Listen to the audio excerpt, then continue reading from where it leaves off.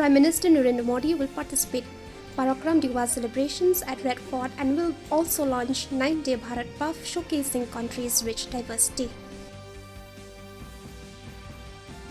Eminent leaders and MPs pay floral tributes to Netaji Subhash Chandra Bose at Samvidhan Sadan.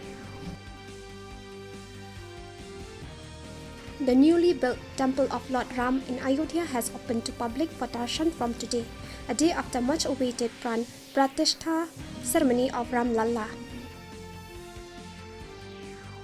Union Home Minister Amit Shah inaugurates Center of Excellence in Digital Forensic at National Forensic Sciences University in Gandhinagar. In AFC Cup 2023, India will face Syria in its last group stage game at Al Bayat Stadium in Qatar today.